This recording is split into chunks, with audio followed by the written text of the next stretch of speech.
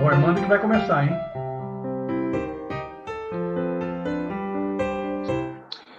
Queridos associados da AIDA Brasil e do SILA, caríssimos senhores e senhoras, é com muito orgulho que participo na qualidade de presidente da nossa querida AIDA, da abertura de mais uma mesa redonda virtual, atinente ao ciclo de palestras de lançamento da belíssima obra Código de Processo Civil Anotado e Comentado, coordenada pelos ilustres professores doutores Jean Paulo Sarro, Paulo Henrique Lucon e Luiz Henrique Volpe Camargo. Hoje, honrados, contamos com os palestrantes doutores José Miguel Garcia Medina e a doutora Rita Maria Costa Dias Nolasco, tendo como mediador o doutor Luiz Antônio João Paulo Sarro, presidente do nosso GNT de Processo Civil, da nossa AIDA. E convidado o professor doutor Landulfo de Oliveira Ferreira Júnior, também coautor da obra em comento. Mais uma vez, quero agradecer aos autores pela doação dos direitos autorais feitos à AIDA, instituição sem fins lucrativos e que vive das contribuições dos associados, dos eventos que realiza e das doações. Agradeço igualmente à editora Riedel por nos ter presenteado com o belo livro que temos. Sem mais delongas e até mesmo ansioso para ouvir os ensinamentos, passo a palavra ao Dr. Luiz Jean Paulo Sarro, que comandará os trabalhos. Muito obrigado e uma boa noite. Luiz. Obrigado, presidente. Agradeço também a todos que estão presentes, o professor Volpe aqui, que é um dos coordenadores da obra, o professor Lucon está fazendo uma palestra simultaneamente e justificou que não teria condições de estar nesse início conosco. E agradeço aqui também a presença dos honrosos professores aí, José Miguel Garcia Medina, professora Rita Dias Nolasco e o professor Landulfo de Oliveira Ferreira por terem aceitado o nosso convite aí para esse início, esse 6º evento do ciclo de palestra de pré-lançamento do nosso Código de Processo Civil anotado e comentado. Lembrando que é uma obra que tem vários coautores de renome, professores do Brasil inteiro, dentre eles 6 juristas que participaram diretamente do processo de elaboração do Código de Processo Civil, né? Além dos nossos coordenadores, Lucon e Volpe, o professor Medina, Humberto Teodoro Júnior, que participaram da comissão que elaborou o anteprojeto de lei, Alexandre Câmara também, que deu palestra para nós aqui, também um dos coautores, Fred Didier, que também nos deu uma palestra, além de grandes professores ali, a professora Rita Nolasco, o professor Landulfo, Antônio Carlos Marcato, né? Antes de passarmos para as palestras, eu gostaria de relembrar aos que estiverem assistindo que a editora, além do desconto que ela fornece para aqueles que tiverem interesse na obra, que está disponível pelo seu portal, ela também, quem se utilizar do código, de um cupom CPC20 que aparece na tela, terá um desconto maior ainda se tiver interesse em adquirir a nossa obra. Nós vamos fazer as palestras, em primeiro lugar, a palestra do professor José Miguel Garcia Medina, que vai falar sobre os aspectos polêmicos e atuais dos recursos cíveis. Na sequência, passamos a palavra para a professora Rita Nolasco, que vai tratar do tema da fraude à execução. Depois passamos a palavra para o professor Landulfo. E, no final, aqueles que tiverem interesse em formular perguntas poderão se utilizar do chat, que a nossa área de apoio aqui vai me passar as perguntas aqui pelo WhatsApp para eu poder passar para os professores. Bom, para cumprir o protocolo, vamos, antes de passar a palavra para o professor Medina, vamos fazer aí rapidamente, embora desnecessário, a apresentação do seu currículo. O professor Medina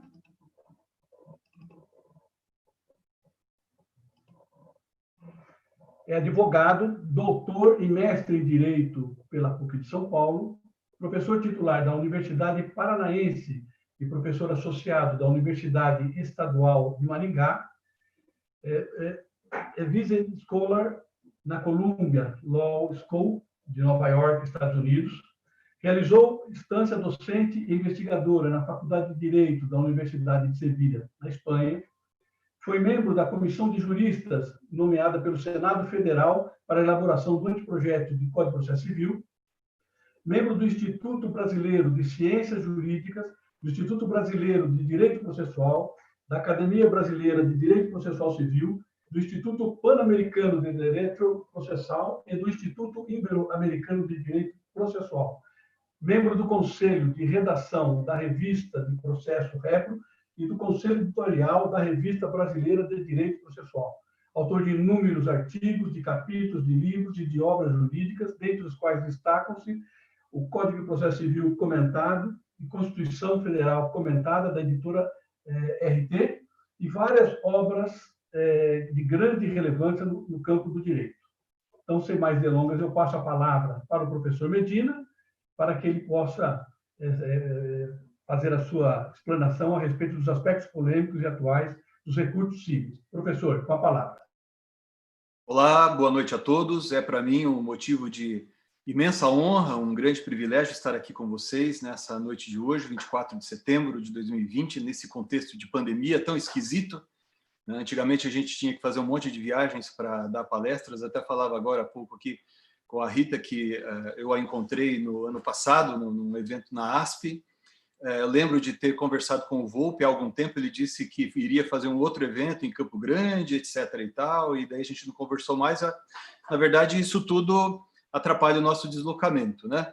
De todo modo, temos problemas com deslocamentos, mas a gente acabou descobrindo outras ferramentas como essa, que nos propicia encontrar pessoas de primeiríssima grandeza, como o Luiz Antônio, que fez a gentileza de me convidar para participar desse evento, o próprio Volpe, que é um dos coordenadores da obra, a professora Rita, né, brilhante jurista, que para mim é um privilégio também participar aqui nessa noite, conversando, dialogando e aprendendo com ela, e também assim o professor Landulfo e o professor Zé Armando, que é presidente aqui da associação, né, do Instituto. Né?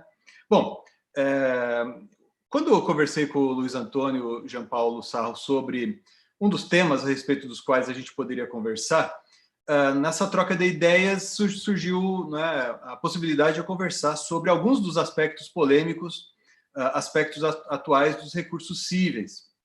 São vários os pontos, né, eu mesmo tenho me debruçado bastante, sobretudo no estudo dos temas relacionados a recurso extraordinário e recurso especial, mas, né, justamente para que essa minha exposição não ficasse enviesada, na conversa que eu tive com ele, ele me passou uns temas e eu, trocando ideias com meus colegas, inclusive aqui de escritórios, vi que há uma coincidência, né, entre os temas por ele sugeridos e temas com os quais nós temos nos batido aqui no nosso dia a dia, no nosso trabalho. Eu vou fazer uma exposição rápida sobre o primeiro dos pontos e depois falarei aqui também de uma questão atinente à demonstração de feriado local e outra relacionada ao artigo 1030 do Código de Processo Civil. Mas eu gostaria de comentar, né, entre os pontos que a gente elegeu para tratar aqui nessa noite com predileção, do problema relacionado à taxatividade mitigada do agravo de instrumento. Né? Esse tema sempre foi um tema, mesmo no contexto do Código de Processo Civil de 73, sempre foi um tema que nos trouxe vários problemas. Aqueles de vocês que já estudavam processo civil naquela época, já advogavam, devem se lembrar da quantidade gigante de reformas pelas quais passou o Código revogado para tentar resolver problemas atinentes ao agravo do instrumento, depois agravo do instrumento, agravo retido. Lá no começo, a gente tinha o problema do mandado de segurança para a suspensão dos efeitos da decisão impugnada por agravo de instrumento, e isso nunca foi satisfatoriamente resolvido. Por ocasião da nomeação da comissão que elaborou o anteprojeto do Código de Processo Civil, eu participei só lá no comecinho da comissão do anteprojeto e depois não participei mais enquanto o projeto tramitou no Congresso Nacional. Né? Daí nós tivemos, por exemplo, a coordenação do querido Volpe quando o projeto tramitou na Câmara, né, Volpe? E daí, então, ele trabalhou com brilho, ou no Senado, melhor dizendo, salvo engano, né? Trabalhou com brilho na coordenação dos trabalhos do projeto ali. A ideia inicial da comissão que elaborou o anteprojeto, né, do Código de Processo Civil era de que não coubesse realmente agravo de instrumento salvo em situações excepcionalíssimas. Aliás, uma das ideias que foram objeto de discussão naquele contexto, veja, a gente está falando aqui de algo que aconteceu 11 anos atrás, foi em 2009, era, por exemplo, eliminar o recurso de agravo de instrumento, né? Caberia, a exemplo do que acontece no direito português, caberia apelação contra interlocutórias, né? Como todos sabem, a gente usa o nome agravo de instrumento até hoje, recurso de agravo, e lá atrás agravo de petição também, por influências dos portugueses, né? A gente usa essa terminologia que os portugueses já há muito tempo abandonaram, né? O Código de Processo Civil português, hoje em vigor, por exemplo, não usa mais a expressão agravo de instrumento. Aliás, já há muito tempo não usa essa expressão. Ali a gente fala de apelação contra a sentença, apelação contra interlocutórias. Aliás, esse seria talvez o modelo mais apropriado, né? Por quê? Porque, como vocês devem se recordar, quando a gente falava do Código de Processo Civil de 73 e quando a gente lia a exposição de motivos daquele código, a gente gostava de mencionar, não é, que para os artífices do Código de 73 haveria uma correlação entre pronunciamento judicial e recurso cabível, haveria uma correlação entre conteúdo de pronunciamentos e recursos cabíveis, né? O que justificava, por exemplo, a diferença de rito, a diferença de tramitação desses recursos nos tribunais, né? Seja no que diz respeito à apelação, seja no que diz respeito ao agravo de instrumento. Agora, isso já não faz mais sentido, né? Na medida em que, por exemplo, cabe agravo de instrumento contra decisões interlocutórias de mérito, né? Então, as decisões que se manifestam sobre o mérito não são exclusivamente impugnáveis por apelação, apenas o serão se o mérito for julgado por uma sentença. Então, essa correlação que iluminou, por assim dizer, o Código de 73, ela não existe mais, né? Então, esse modo de pensar não se justifica. De todo modo, né, quando se formulou o anteprojeto, a ideia era que coubesse recurso apenas contra decisões de mérito, ou decisões que impedissem o pronunciamento sobre o mérito, não importa o momento em que proferidas, se por ocasião da prolação da decisão final sobre em primeiro grau de jurisdição, se no curso do processo, antes, né, desse momento derradeiro.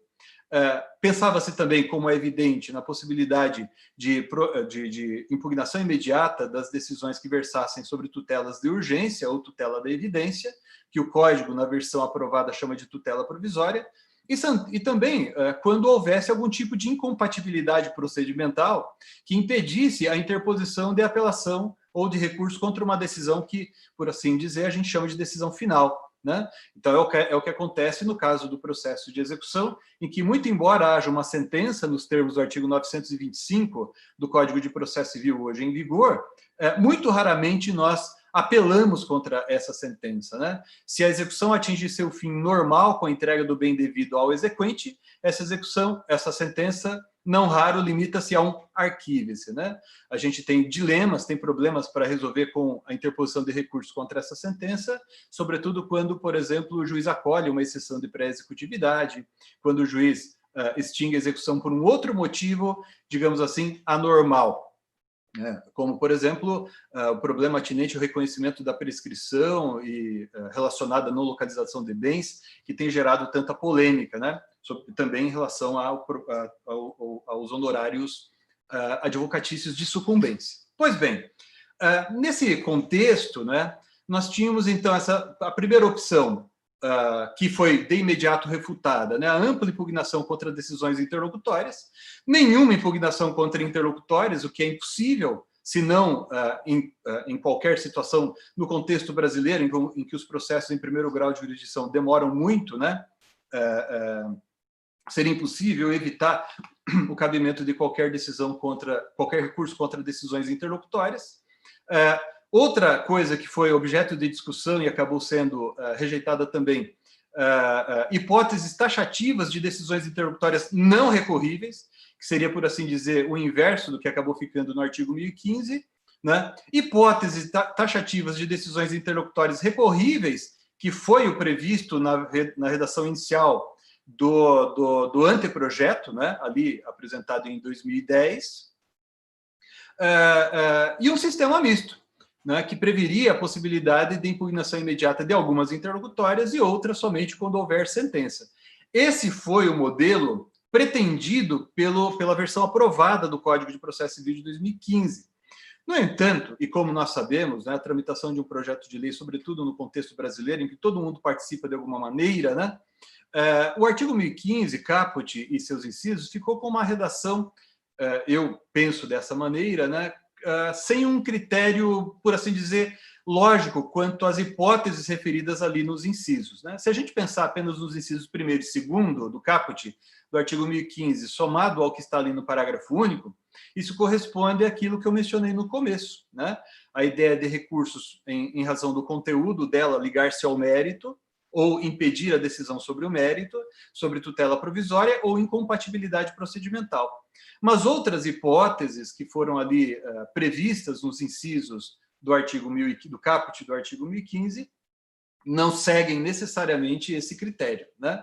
Então, por exemplo, a hipótese que gerou mais polêmica e acabou conduzindo à prolação da decisão proferida pelo STJ no julgamento do tema 988, né, sobre a taxatividade mitigada, é a questão atinente à competência, né? Então, o pessoal comentou aqui que o Fred, por exemplo, já deu palestra aqui nesse círculo de palestras, né? Ele defendia que, se era possível a interposição imediata de agravo de instrumento contra a decisão relacionada à arbitragem, por exemplo, porque não poderia ser cabível agravo de instrumento contra a decisão relacionada à competência, que não era prevista ali no artigo 1015 do Código de Processo Civil. Eu lembro que, na época, eu discordei dele, porque, a meu ver, pelo menos, as hipóteses não são exatamente correspondentes, né? Competência e arbitragem. São figuras ligeiramente diferentes, mas o raciocínio dele fazia sentido, né? Tinha uma lógica naquele modo de pensar, né? Bom, muito se discutiu a respeito, várias linhas doutrinárias surgiram, a jurisprudência virou um caos sobre essa matéria, né? Tribunais admitindo, tribunais não admitindo, alguns tribunais admitindo o mandado de segurança, né? E chegamos, então, a esse pronunciamento proferido pelo Superior Tribunal de Justiça, que aprovou a tese da recorribilidade imediata, né, das decisões interlocutórias, né, no caso em que, de acordo com essa orientação que foi ali firmada, né, fosse verificada a urgência decorrente da inutilidade do julgamento da questão no recurso de apelação. Veja, a expressão que foi muito divulgada, e até muito divulgada entre nós até hoje, é a ideia de taxatividade mitigada pela urgência. Me parece que essa expressão não é apropriada, porque o que diz o voto da ministra Nancy, né, aliás, discordemos ou concordemos com ela, né, o que importa é que a tese está aprovada e está sendo observada, a ministra Nancy Andrighi é brilhante e, como sempre, ela faz uma fundamentação aqui envolvente, né, nesse acórdão. Mesmo eu, pessoalmente, não concordo com a conclusão a que ela chegou ali, mas, né, inegável a qualidade da fundamentação por ela desenvolvida nesse voto, como tantos outros por ela proferidos, né? Daí ela diz, olha, o rol do artigo 1015 do Código de Processo Civil é de taxatividade mitigada. Por isso, admite a interposição de agravo de instrumento quando verificada a urgência decorrente da inutilidade do julgamento da questão no recurso de apelação. Vejam, a meu ver, nesse caso, não é propriamente urgência.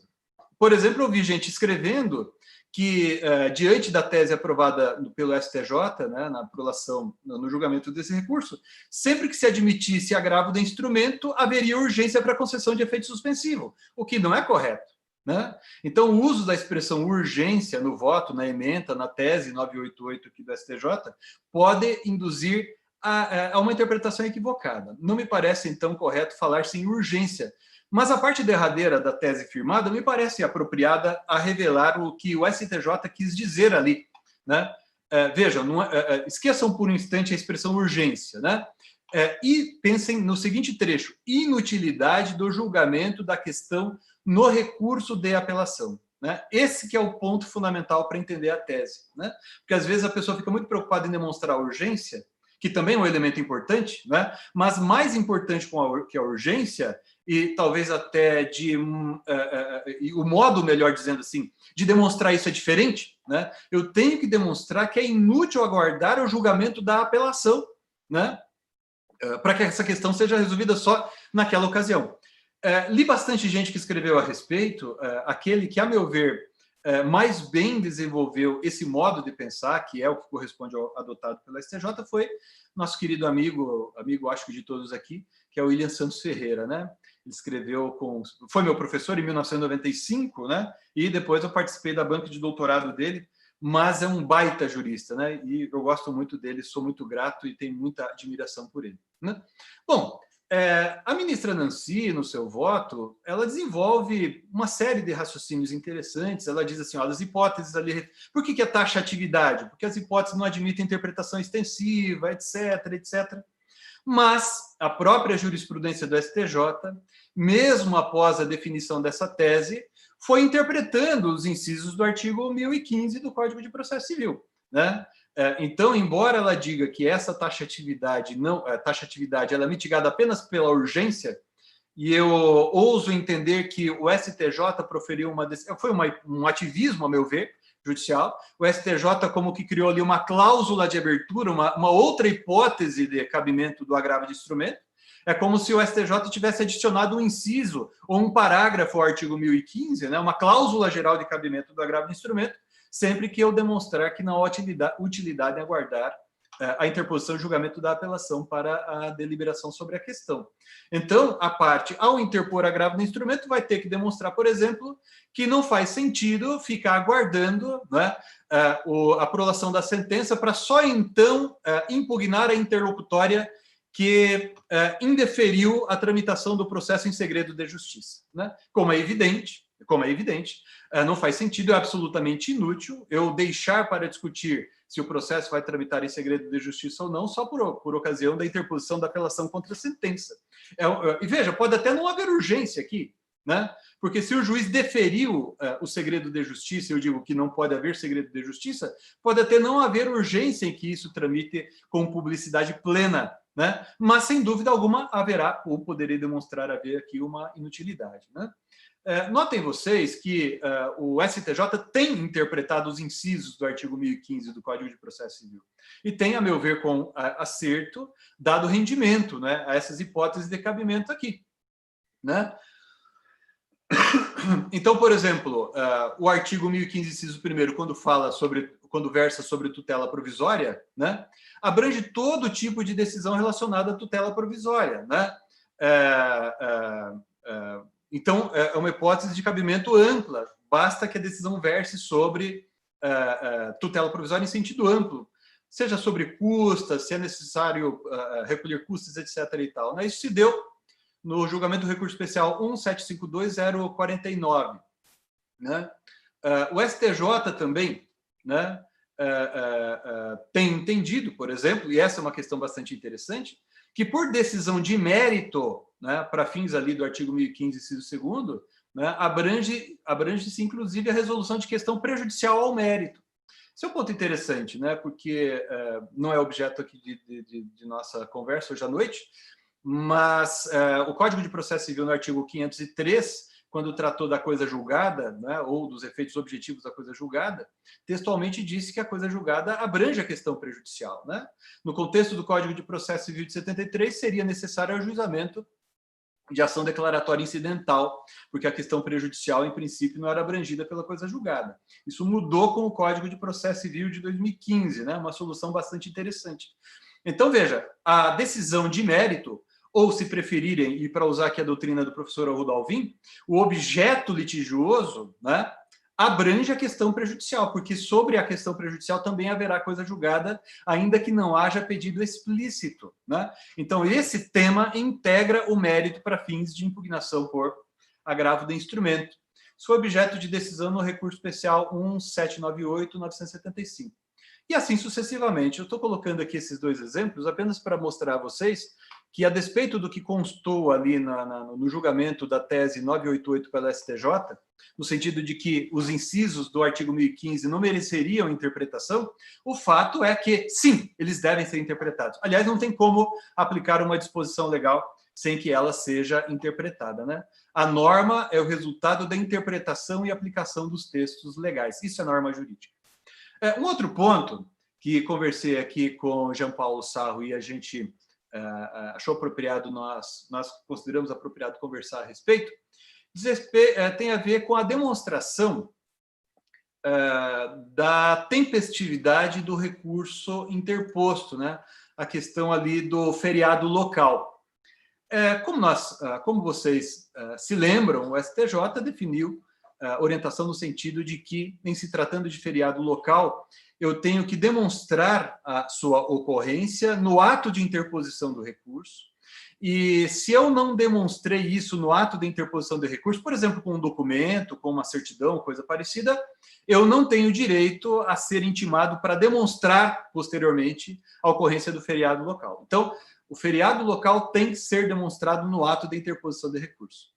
É interessante observar que o Código de Processo Civil, algumas pessoas dizem assim, mas que esquisito isso, porque tem uma coisa ali no 932, parágrafo único, né, de uma maneira bastante ampla para todos os requisitos sanáveis, e porque tem hipóteses como essa, que está aí no artigo 1003, parágrafo 6º, né, tratando apenas do feriado local, do recurso, de demonstração disso em relação no ato de interposição de recurso. O fato é o seguinte, é que no começo não tinha parágrafo único do artigo 932. Esse parágrafo único acabou entrando depois, no curso da tramitação do projeto de Código de Processo Civil no Congresso Nacional, mas o fato de estar o 932, parágrafo único no CPC, permitindo a correção desses vícios, né, claro, vícios sanáveis em relação a quaisquer recursos, não impede, não é, ou não impõe que se interprete o parágrafo 6º do artigo 1003 do Código, no sentido de que não poderia ser admissível a comprovação do feriado local depois.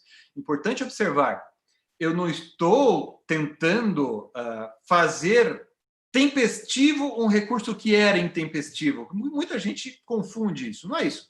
Eu estou querendo demonstrar que o recurso desde o início era tempestivo, porque no momento de sua interposição eu estava diante de um feriado local.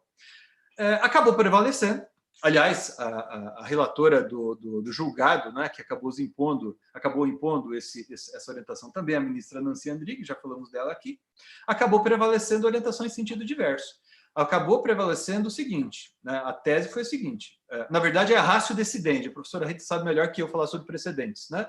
A ratio decidendi é o seguinte, sempre que o Código dispuser sobre a demonstração de um requisito textualmente, então isso não vale só para o 1003, parágrafo 6º, né, essa ratio, né?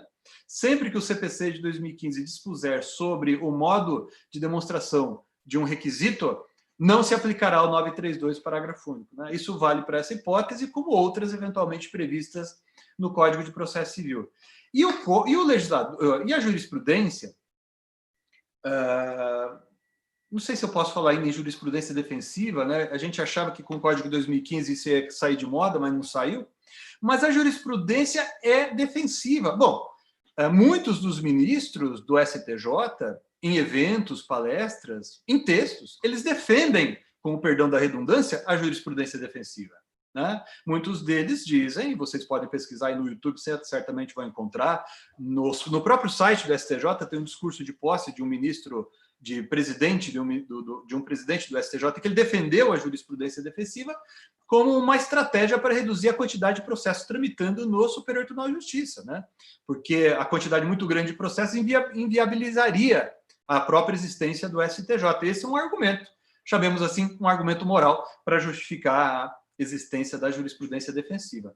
Eu selecionei um julgado aqui que eu achei bastante interessante e preocupante, que diz respeito ao seguinte: e se a existência de um feriado local é previsto, por exemplo, a existência é prevista no regimento interno do Tribunal de Justiça do Paraná, por exemplo, ou do Tribunal de Justiça de São Paulo, por exemplo, o que eu faço? Eu tenho que juntar o regimento, eu tenho que ir lá na secretaria do tribunal pedir uma certidão de que, de acordo com o artigo tal do regimento interno, né, é feriado no estado de São Paulo. O secretário ou o escrivão vai rir da sua cara, né? Você vai dizer, ué, mas está escrito aqui no regimento interno que é feriado? Pois notem, mesmo nesse caso, firmou-se, ou melhor, eu não posso dizer que isso é pacífico, mas há orientação manifestada ainda neste ano, né, pela terceira turma do STJ, no sentido de que, mesmo se tratar de feriado previsto em lei local, né? A decisão fala em lei de qualquer natureza, então norma jurídica sentido amplo, inclusive regimento interno do tribunal, você tem que provar juntando o regimento, né? Então, é realmente algo interessante, né? Nesse caso, o recorrente, né, alegava que isso era desnecessário, porque, na verdade, o artigo 376 do Código de Processo Civil de 2015 fala que só há necessidade de provar existência e teor de norma de regra de direito local se o juiz pedir isso, porque, afinal de contas, estamos na internet aqui nesse momento, nós temos internet, então os regimentos dos tribunais, as leis estaduais são acessíveis facilmente por qualquer pessoa, mas não foi isso que prevaleceu. Prevaleceu a orientação de que, mesmo em se tratando de feriado local previsto em lei local, né, eu tenho que provar isso desde logo, e não se aplica a hipótese, a regra prevista no artigo 376 do Código de Processo Civil. A meu ver, com o devido respeito, né, aqueles que acham que não é isso, né, a meu ver, é uma manifestação de jurisprudência defensiva, né? É uma coisa interessante, porque o Volpi também fez muito isso. Enquanto o projeto tramitava no Congresso Nacional, a gente participava de um monte de eventos, né? E eu lembro que muito do que a gente defendia na época para aprovação do Código de Processo Civil de 2015, nas audiências públicas que eu participei ali em 2009, 2010 também, era justamente esse propósito de eliminar esses gargalos de jurisprudência defensiva, embora para mim isso já fosse um princípio bastante evidente no contexto do Código Revogado, né? Claro que o que importa é uma decisão sobre o mérito, né? Claro que o que importa é resolver a lide, etc. e tal. E todo mundo dizia, você é bobo, Medina, os tribunais vão dar um jeito, você resolve um problema de jurisprudência defensiva e eles criam outros obstáculos. Verdade, fui ingênuo, né? Muitos daqueles que acreditavam que com as leis a gente poderia resolver problemas dessa natureza, na verdade não estou triste, paciência, né? A vida que segue, mas realmente esse propósito, em grande medida, acabou naufragando. A gente tem que continuar lutando. E o terceiro item, professores, a professora Rita, eu já estou acabando, tá? Um terceiro item diz respeito ao artigo 1030 do CPC, né? E o cabimento da reclamação contra a decisão que nega seguimento ao recurso especial. Eu vou cronometrar aqui para não passar de 5 minutos para terminar, viu? Eu queria tentar colocar na tela, se fizer errado, vocês debitam aí meus honorários, tá? Jean Paulo Sarro. Vou tentar colocar aqui na tela para vocês o artigo 988 do Código de Processo Civil de 2015. E percebam que esse artigo 988 trata do cabimento da reclamação e ele foi reformado, né, pela Lei 13.256 de 2016, que adicionou, que alterou o parágrafo 5º e o desmembrou com 2 incisos, estabeleceu ali no inciso 2º desse parágrafo 5º que a reclamação seria, sim, cabível, né, no caso, para garantir a observância de acórdão ou tese firmada em julgamento de recurso extraordinário com repercussão geral reconhecida, ou acórdão em julgamento de recurso extraordinário ou especial repetitivos, quando não esgotadas as instâncias ordinárias. Mas o STJ firmou, né, orientação no sentido de que não cabe essa reclamação, de que o que vale não é o parágrafo 5º, inciso 2º, mas o que vale é o inciso 4º do caput, e o inciso 4º do caput não fala em recurso especial repetitivo, mas apenas em IRDR, um incidente de resolução de demandas repetitivas, e assim por diante. Pois bem, então o que eu faço no caso previsto no artigo 1030 do Código de Processo Civil? Notem vocês, também objeto de reforma pela Lei 13.256 de 2016. Uma coisa importante, e eu posso não ter lido tudo que se escreveu a respeito, mas muita gente acaba misturando as coisas. Eu queria chamar a atenção para vocês para uma estratégia, e o legislador foi muito esperto aqui, esse que fez a Lei 13.256, porque ele criou uma figura diferente aqui no artigo 1030, que não é nem uma decisão de mérito e nem uma decisão de admissibilidade. Veja, o artigo 1030, inciso 1º, estabelece que a presidência do tribunal local negará seguimento, por exemplo, a recurso especial que seja contrário à tese firmada no outro recurso especial repetitivo. É o que está ali no artigo 1030, inciso 1º, a linha B, né? A parte final fica bastante evidente. Então, se eu entro com recurso especial e esse meu recurso especial é contrário a uma tese firmada pelo STJ no julgamento de recurso repetitivo, a presidência do tribunal local negará seguimento. Veja, não está escrito aqui que o recurso não será conhecido. Não há hipótese, por exemplo, de ausência de pré-questionamento ou ausência de outro requisito do recurso especial. Nesse caso, diz o artigo 1030, o recurso cabível, nos termos do parágrafo 2º, né, é o agravo interno, né? Então, cabe agravo interno contra a decisão que nega seguimento, tá certo? Nos termos do artigo 1030 caput, inciso 1º, né, alíneas A e B. Vejam bem, rigorosamente, se a gente for examinar o conteúdo desse pronunciamento judicial da presidência do tribunal local, é uma decisão de mérito, porque essa conferência entre a adequação ou a inadequação, né, do recurso, da decisão recorrida com a tese firmada pelo Superior Tribunal de Justiça, é, na verdade, verificar se a decisão recorrida merece ou não reforma. Isso não tem nada a ver com a admissibilidade. Não deveria ser admissibilidade. Aliás, o legislador, esse da Lei 13.256, ele não quis falar em admissibilidade, porque se assim o fizesse, caberia o agravo do artigo 1042, e a causa subiria para o STJ pelo agravo do artigo 1042. Então, daí se ter valido dessa expressão negativa de seguimento para que coubesse o agravo interno previsto no artigo 1021.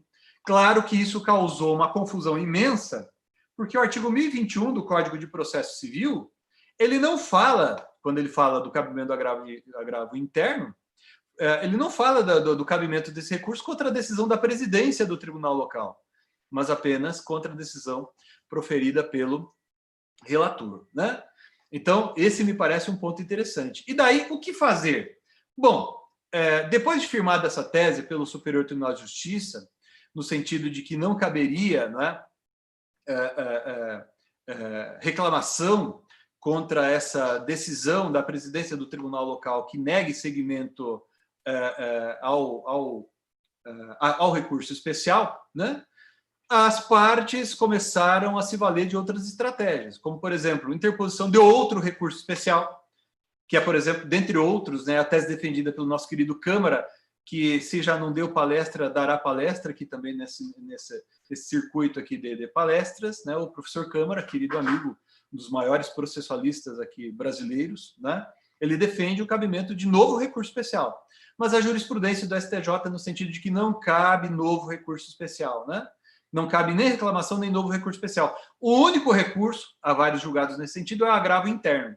Então, isso vai ser resolvido exclusivamente na instância local, né? O que gera um problema. Qual o problema? Como é que eu vou, eventualmente, superar um precedente firmado pelo Superior Tribunal de Justiça? Né? Como é que eu vou criar uma exceção a esse precedente? Né?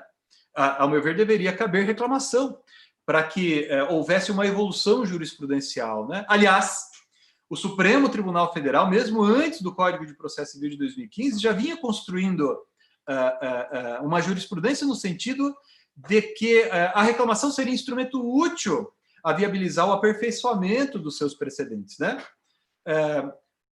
Aliás, por falar em Supremo Tribunal Federal, e se o recurso extraordinário, ao recurso extraordinário for negado seguimento por aplicação indevida de um precedente pela presidência do tribunal local. E aí, cabe reclamação? Resposta, para o Supremo, sim. O Supremo Tribunal Federal continua admitindo reclamação contra decisões da presidência do tribunal local, que indevidamente, né, nega seguimento a recurso extraordinário. E aqui uma curiosidade. O artigo 1025 do Código de Processo Civil, que fala do pré-questionamento ficto, ele foi criado da seguinte maneira. Na época, havia muita divergência entre os tribunais superiores sobre a ocorrência do pré-questionamento ficto, né? O Supremo o admitia, o STJ, por conta da súmula 211, não admitia o assim chamado pré-questionamento ficto. O ministro Fux, nós elaboramos ali duas redações possíveis, né, para resolver o dilema, colocamos em votação e foi aprovada a tese que restou até hoje, né, que foi aprovada no texto do Código de Processo Civil de 2015, no artigo 1025. Mas isso foi ali aprovado para eliminar, tanto quanto possível, a divergência entre os tribunais superiores quanto àquele ponto, né? Fecha o parêntese, voltemos ao presente. Eis que há divergência entre os tribunais superiores sobre o cabimento da reclamação contra a decisão proferida pela presidência do Tribunal Local com base no artigo 1030. O Superior Tribunal de Justiça não admite, mas o Supremo Tribunal Federal continua admitindo. Eu falei para vocês que ia gastar mais 5 minutos, né? E o combinado com o Jean Paulo Sarro foi falar aí essa primeira etapa 30 minutos. Eu estourei um pouquinho o meu tempo, eu peço desculpas à professora Rita, sobretudo à professora Rita, que eu tomei o tempo dela, mas eu agradeço mais uma vez a gentileza do convite, fico à disposição para a gente prosseguir o debate aí numa segunda etapa aqui dessa noite, e agradeço mais uma vez a todos que estão aqui nos assistindo. Obrigado. Muito obrigado, professor Medina, por ter levantado e explanado com precisão e clareza aí sobre aspectos aí polêmicos e atuais aí do recurso. Mas vamos passar, então, agora para a segunda palestra dessa noite. Vamos ouvir a professora Rita Dias Nolasco sobre fraude à execução. Antes, vamos cumprir o protocolo. Então, vamos apresentar o currículo.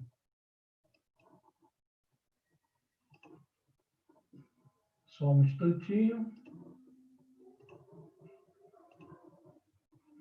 A professora Rita Dias Nolasco é doutora em Direito pela PUC de São Paulo, procuradora da Fazenda Nacional, atual diretora da Escola de Advocacia Geral da União, da Terceira Região, professora de Direito Processual Civil, diretora regional do Instituto Brasileiro de Direito Processual IBDP, cofundadora do Projeto Mulheres no Processo do IBDP, membro da Comissão de Direito Processual Civil da OAB São Paulo e da OAB Federal. Então, passo a palavra à professora para que possa aí explanar a respeito desse importante tema também do Código de Processo Civil. Professora, por favor. Boa noite a todos. Primeiramente, eu gostaria de agradecer pelo convite para estar aqui hoje, ao Dr. Luiz Sarro, que gentilmente me convidou não só para participar aqui como palestrante hoje, mas também para participar dessa obra coletiva que nós estamos divulgando aí, comentários do Código de Processo Civil. Queria agradecer aos coordenadores e coautores do livro, o Dr. Luiz Henrique Volpe de Camargo e o Dr. Paulo Henrique dos Santos Lucon. Queria agradecer também o anfitrião de hoje, o presidente da AIDA, que tive o prazer de conhecer, ainda que virtualmente aqui. Gostaria de cumprimentar meu amigo José Miguel Garcia Medina, grande advogado, grande professor de processo civil. Fica bem difícil, né? Depois de uma palestra com tanto conteúdo, vim aqui falar para vocês de um tema totalmente diferente, né? O professor Medina abordou aí aspectos polêmicos e atuais dos recursos cíveis. Ele que está acostumado aí com o contencioso, lidando dia a dia na prática com o CPC de 2015. E eu venho, então, com a proposta de falar para os senhores a respeito da fraude de execução, que também é um tema de grande relevância prática e é mais a minha praia, né? Porque eu sempre trabalhei com execução, embora não execução civil, execução fiscal, porque eu sou procuradora da Fazenda Nacional, mas a fraude é sempre o que incomoda os exequentes, né? É o tema que a gente lida aí no dia a dia, quem está advogando, quem está atuando em prol do exequente, do credor. Então, é um tema que eu tive a oportunidade de estudar, discutir, refletir, em especial com dois grandes processualistas, amigos também, Gilberto Bruschi e Rodolfo Amadeu.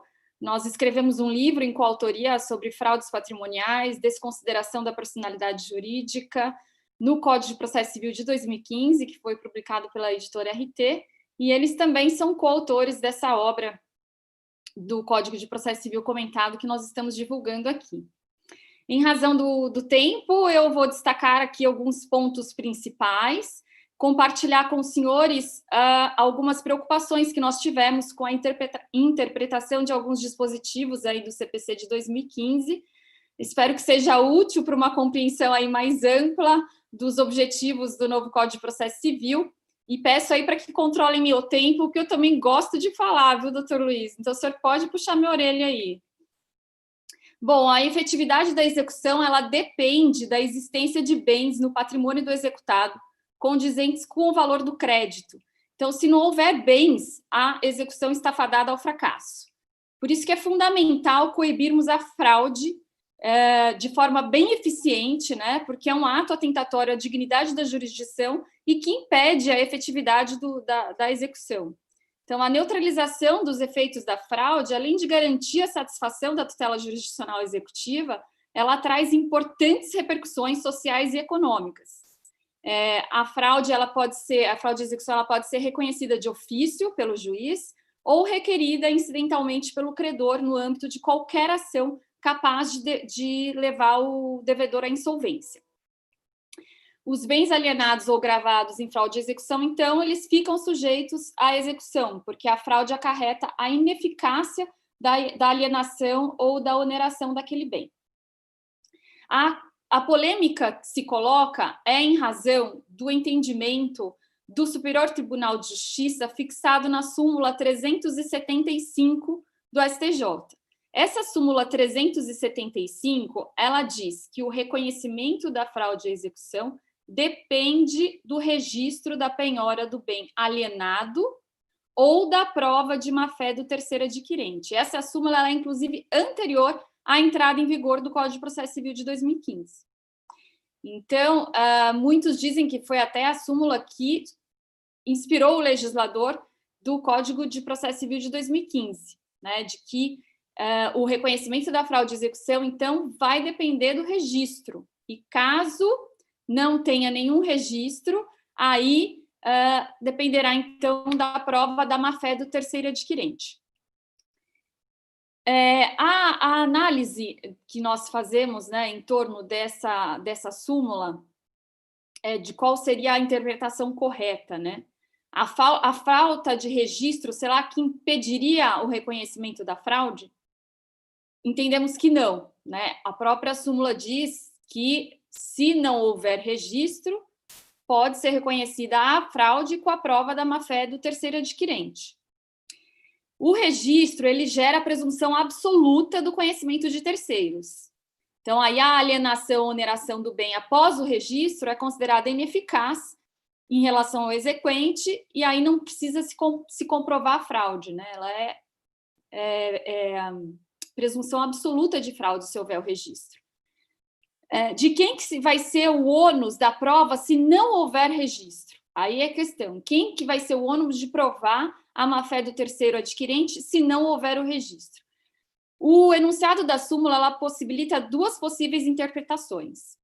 O terceiro deve demonstrar que agiu com as cautelas para a aquisição do bem, e aí demonstrar que estava de boa-fé, ou o credor deve demonstrar a má-fé do terceiro adquirente.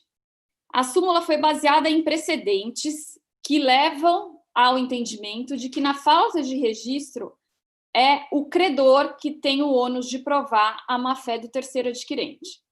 A crítica que nós fazemos é que, na imensa maioria das situações, o credor ele tem muita dificuldade em provar a má-fé do terceiro. Nós destacamos que, historicamente, não se exige o concílio fraudes para que seja reconhecida a fraude. Então, a nosso ver, essa exigência enfraquece o instituto da fraude. Ter que provar a má-fé do terceiro. E seria uma prova diabólica, inclusive tratada por vários doutrinadores como tal. Então, tanto que nesses precedentes que nós comentamos, né, que foram baseados as súmulas, que foram 21 acórdãos, não houve reconhecimento da fraude em nenhum desses acórdãos que deram origem à súmula. Aliás, numa pesquisa realizada por um dos nossos coautores, o Rodolfo Amadeu, que ele pesquisou mais de 130 precedentes do STJ, em que a atribuição do ônus da prova ao credor, em que foi atribuído, né, o ônus da prova ao credor de demonstrar a má-fé do terceiro adquirente, em apenas 8% dos casos foi reconhecida a fraude. E eram casos, assim, patentes, né, que o executado tinha doado todos os seus bens para os filhos, por exemplo. Então, assim, não havia nem discussão a respeito da má-fé dele em fazer essa doação, sendo que contra ele pendia diversas ações de execução. Mas, assim, para demonstrar a dificuldade que nós temos na prática de colocar para o credor, né, essa obrigação de demonstrar a má-fé do terceiro adquirente nos casos em que não houve registro.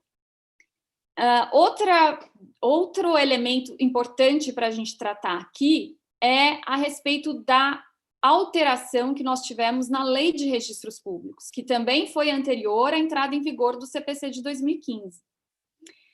Inicialmente foi a MP 656 de 2014, que foi convertida na Lei 13.097 e que entrou em vigor em fevereiro de 2015, um pouco antes do Código de Processo Civil.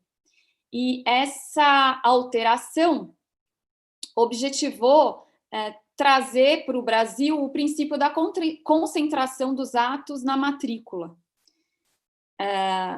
elogiado por alguns e criticado por outros. É um tema polêmico. Nós destacamos no livro que nós escrevemos a incompatibilidade dessa lei com o artigo 62, parágrafo 1º da Constituição Federal, porque ela foi uma lei que resultou da conversão de uma medida provisória. E era uma medida provisória sobre matéria processual, né? E não se admite medida provisória em matéria processual. E a jurisprudência do Supremo Tribunal Federal já pacificou o entendimento de que a lei de conversão não convalida os vícios existentes na medida provisória.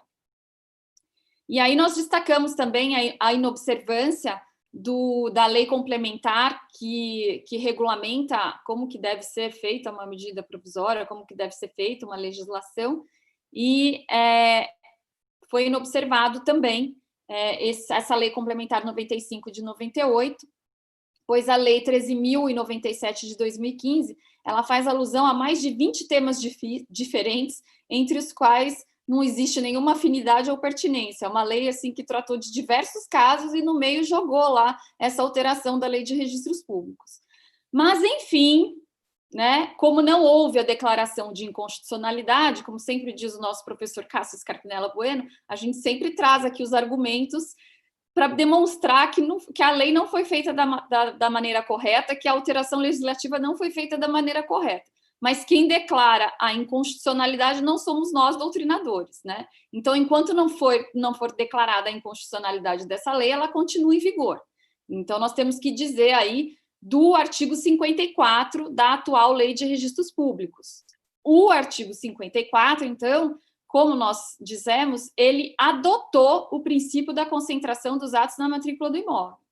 E esse artigo 54, então, ele afirma que se não houver registro na matrícula do imóvel, de qualquer uma das averbações mencionadas, né, se eu não averbei a penhora, se eu não averbei que contra o devedor existia ação pendente, se eu não fiz nenhuma averbação na matrícula do imóvel, os negócios jurídicos realizados serão eficazes. Então, isso é o que diz a Lei de Registros Públicos hoje.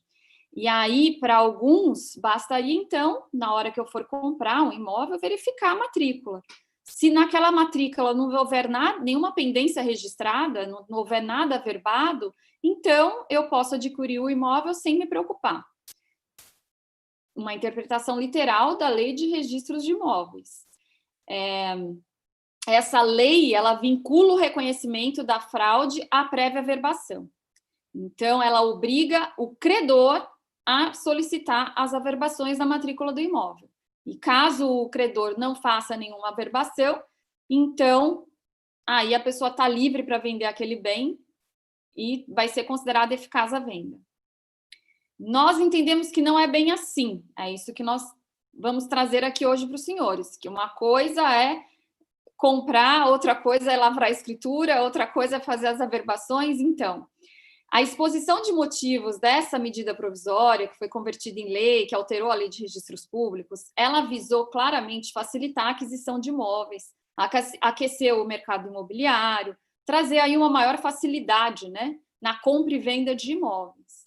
Mas, como nós dissemos no início, né, da nossa exposição, não se pode deixar abandonado o Instituto da Fraude e Execução, nem diminuir, nem mitigar a utilização dele, porque isso pode trazer, depois, no futuro, né, sérios prejuízos econômicos e sociais. Porque pelo lado do credor, né, facilitar também a fraude, facilitar a aquisição e venda de imóveis por quem tem diversas ações pendentes, né, só porque não foi averbado lá na matrícula, é algo realmente muito preocupante.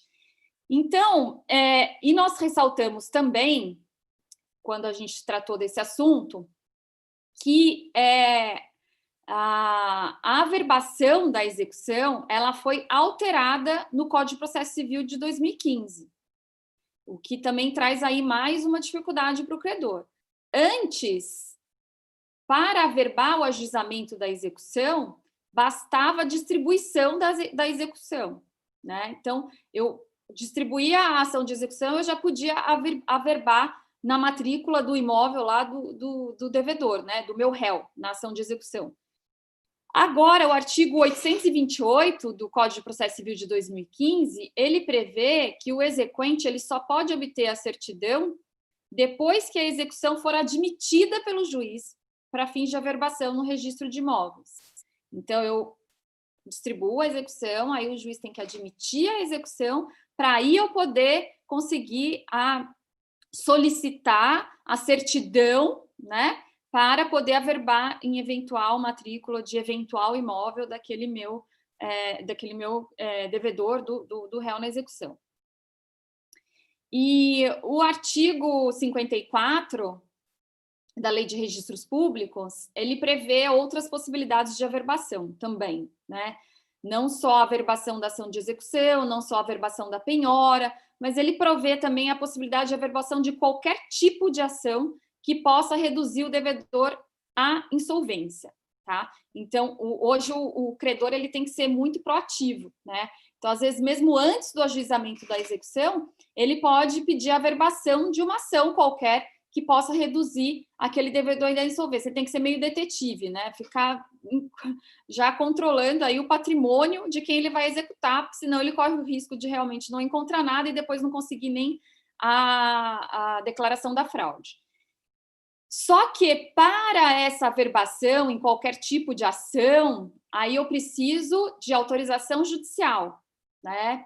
Não é algo que eu possa pedir sem autorização judicial.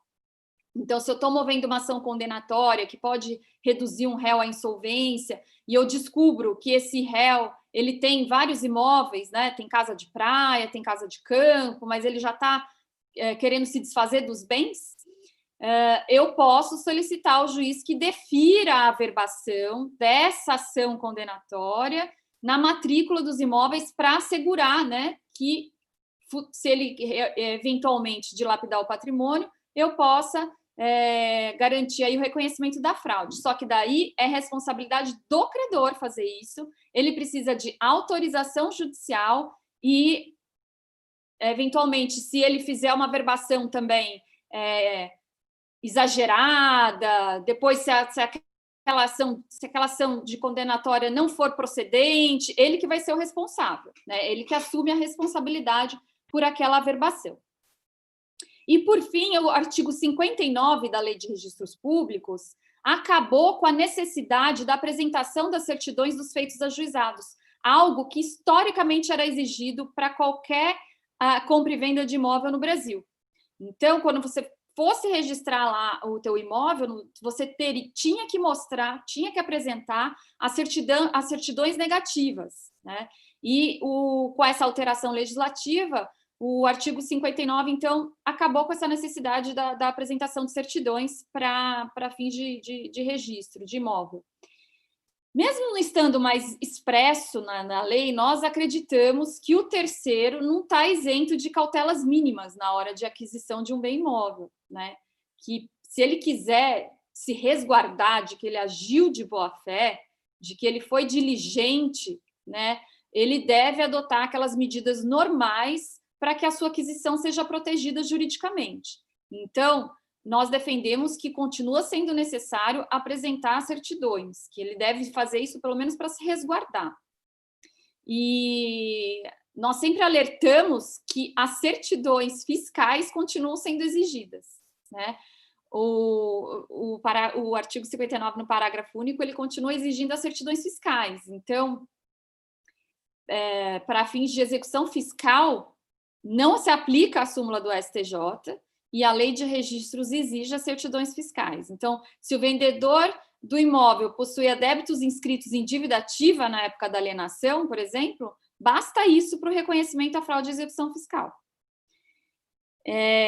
Então, execução fiscal está mais protegida. O problema aí é a execução civil, né? E agora vamos falar, então, do artigo que trata da fraude da execução no Código de Processo Civil, que é o artigo 792. Se alguém puder colocar para mim, por gentileza, na tela aí, o artigo 792 do CPC, daí o pessoal pode visualizar. Então, vejam, artigo 792. Nós verificamos aí que na maioria dos incisos, esse é o meu slide? Não é o meu slide esse. O meu slide está mais destacadinho. Se puder colocar o meu slide.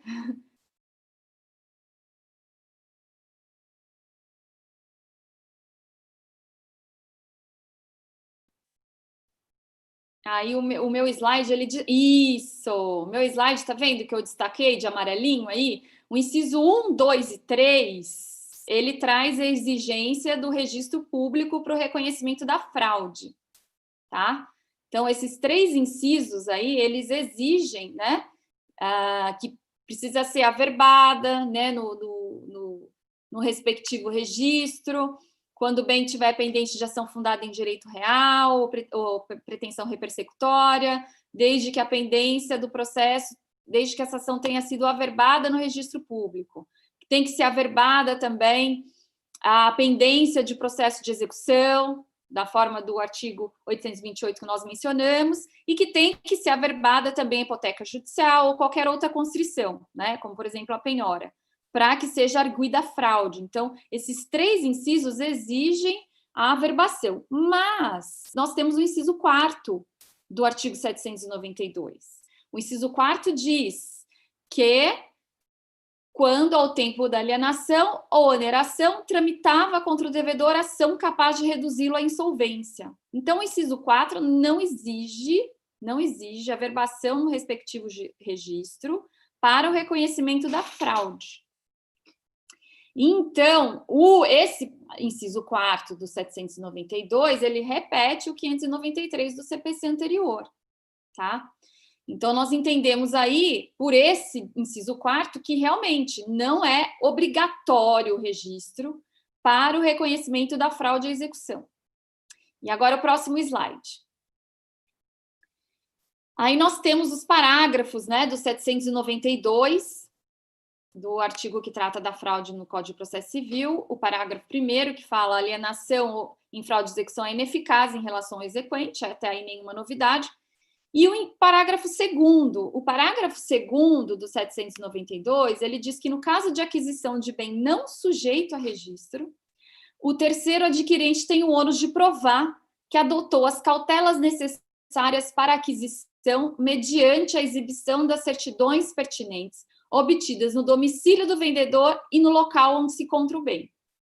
Aí o Volpe, que participou, Medina, que participou aí das discussões do projeto do código, eles devem lembrar que esse dispositivo, ele foi alterado em uma das casas só. O projeto original estava escrito, no caso de aquisição de bem sujeito a registro, o terceiro adquirente terá o ônus de provar. Aí eles colocaram esse não, né, aí, numa das casas, e foi publicado o Código de Processo Civil com esse não, tá? Mas o projeto original não tinha esse não. Então, na verdade, era para os bens, tá, sujeitos a registro que se exigia essa cautela do terceiro adquirente. Então, e essa exigência, então, embora tenha esse não aí no parágrafo 2º, nós entendemos que ela é mais importante na aquisição de bem sujeito a registro, tá? Que o terceiro deve, então, para se resguardar, ter essas cautelas necessárias. Que quais seriam as cautelas, né? Exibição das certidões pertinentes obtidas no domicílio do vendedor e no local onde se encontra o bem, né? Não se exige assim também que ele busque no Brasil todo, né? Também não vai se exigir o absurdo, né, do terceiro adquirente, mas que a cautela recomendável é que ele pesquise no local do bem e no domicílio do vendedor, né? Mesmo se não houver nenhuma averbação na matrícula, tá? Então, essa é uma cautela que se exige para que o terceiro comprove a sua boa-fé. Por fim, nós defendemos a aplicação da distribuição dinâmica do ônus da prova. O artigo 373, parágrafo 1º do atual Código de Processo Civil, ele diz que, diante da excessiva dificuldade do credor provar a má-fé do terceiro adquirente, o juiz pode inverter o ônus da prova, né? E nós comentamos da dificuldade, né, do credor demonstrar a má-fé do terceiro adquirente. Então, é possível aí o juiz fazer... E aí, como o Medina tanto falou da ministra Nancy, eu também vou falar da ministra Nancy. Ela tem realmente julgados emblemáticos, né? Esse do agravo do rol do agravo de instrumento, da taxatividade mitigada, e nós temos também um julgado dela, que foi a nossa referência para escrever sobre o tema. Ela também publicou um artigo numa coletânea em homenagem ao professor Araquém de Assis, onde ela escreve e defende esse posicionamento de que a fraude, né, a execução, não depende do registro, né, para o reconhecimento da fraude. E aí eu vou até citar aqui o agravo, acho que eu coloquei no slide, vamos ver o próximo slide, acho que eu coloquei no slide. Eu coloquei esse enunciado é importante também, vou falar do enunciado 149 do Conselho da Justiça Federal, que foi aprovado nas segundas jornadas, né, de direito processual civil, promovida pelo Conselho da Justiça Federal em setembro de 2018, e foi aprovado esse enunciado 149, que ele diz que a falta de averbação da pendência de processo ou da existência de hipoteca ou de constrição judicial sobre o bem do registro de imóveis não impede que o exequente comprove a má-fé do terceiro que tenha adquirido a propriedade ou qualquer outro direito real sobre o bem. E aí, pode passar o próximo slide. E aí é esse precedente aí que a gente cita, que é de relatoria da ministra Nancy Andrighi, num agravo regimental, num agravo de recurso especial, de embargo de terceiro, onde ela diz, né, que realmente, se tiver registro, presunção absoluta, né, reconhecimento da fraude aí não demanda nenhuma dilação probatória. Mas se não houver o registro, não se pode exigir o concílio fraudes para a caracterização da fraude, porque nenhum doutrinador que escreveu sobre fraude e execução exigiu o concílio fraudes para reconhecimento de fraude e execução, né? Ela depende, se tiver o registro, ok. Se não tiver, aí vai ser possível provar a má-fé do terceiro adquirente. E aí, no caso, não foi configurado, né, a má-fé do terceiro adquirente. Mas ela, em diversos outros julgados, que eu vou citar aqui, por exemplo, o recurso especial 618, 625, ela pondera, né, que, inclusive mencionando o artigo 593, o inciso que está repetido agora no atual inciso 4º do 794, que o inciso 4º do 794, ele estabelece uma presunção relativa de fraude, tá? E aí, a parte, então, pode mostrar, através de indícios, né, que houve fraude e essa fraude pode ser reconhecida. Já é um indício. Se houve alienação do bem na pendência de ação que era capaz de reduzir o devedor à insolvência, isso já gera uma presunção de fraude, só que é uma presunção relativa. Quando eu tenho o registro, eu transformo essa presunção relativa em presunção absoluta e daí não se discute, né? E o professor José Carlos Barbosa Moreira, ele falava, a pessoa a quem desfavorece a presunção é que suporta o ônus de demonstrar o contrário, independentemente da sua posição processual, não importa se ele é autor ou se ele é réu, né? Então, no caso aí, a quem desfavorece a pretensão é o terceiro, né? Então, caberia a ele provar que aquela alienação ou oneração, com aquela alienação ou oneração, não ficou o devedor reduzido à insolvência. E ele tem como demonstrar isso, demonstrando que ele agiu de boa fé, né? Que ele não agiu em conluio com aquele comprador e com aquele vendedor do imóvel, né? Que ele pesquisou as certidões, né? Que ele não ignorou essa cautela mínima necessária na hipótese de compra e venda de imóvel, né? E como as ações, elas são facilmente identificáveis, né? Qualquer ação que pende contra a pessoa é facilmente identificada, obtendo certidão nos cartórios distribuidores judiciais, que lhe permitam verificar, então, se tem algum processo envolvendo aquele comprador, que possa haver constrição judicial, que possa levar ele à insolvência. Então, como existe essa publicidade, existe a facilidade do terceiro adquirente fazer essa prova da boa-fé dele, tá? E aí tem diversos julgados falando que, então, a apresentação das certidões, embora ela não seja mais obrigatória para a lavratura de escritura pública, mas que é recomendável que se faça. Então, tudo isso, todos esses argumentos aí, para demonstrar aos senhores que nós não concordamos aí integralmente com a súmula do STJ, né?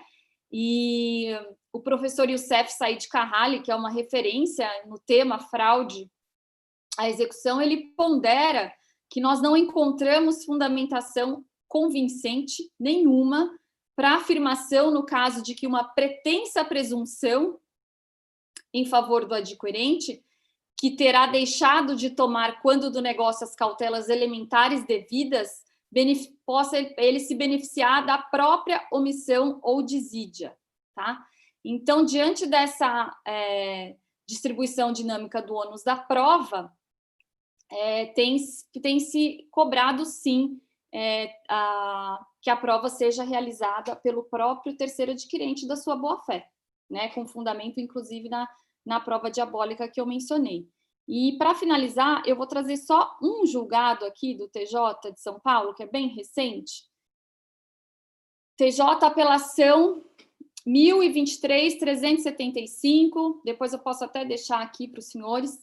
Apelação civil, embargos de terceiro, sentença de procedência com acolhimento dos embargos. Elementos que autorizam a conclusão de que os embargantes tinham plena ciência da existência da demanda capaz de levar os executados à insolvência quando adquiriram o imóvel. Certidões de praxe não foram fornecidas quando da compra. Duvidosa, então, a conduta dos terceiros. Contratos sem firma reconhecida, bom, enfim, aí as peculiaridades do caso concreto. E aí se decidiu, então, acolhido, né, os embargos o inconformismo da embargada, e foi decretada a fraude à execução, mesmo sem ter nenhum registro averbado na matrícula do imóvel. Então, nós temos que tomar cuidado aí na hora de interpretar essa súmula, na hora de interpretar as alterações realizadas na Lei de Registro Público, que, inclusive, segundo o professor Cássio Scarpinella Bueno, como a alteração na Lei de Registros Públicos foi anterior ao Código de Processo Civil, ele entende que o Código de Processo Civil é que deve prevalecer, né? Então, prevalece aí a fraude à execução conforme está prevista no Código de Processo Civil. E aí nós temos, então, o inciso 4 do 794, que nós damos aí essa interpretação. Eu espero ter sido o mais clara possível a respeito do tema. Não controlei meu tempo, ninguém falou nada, eu fui falando aqui.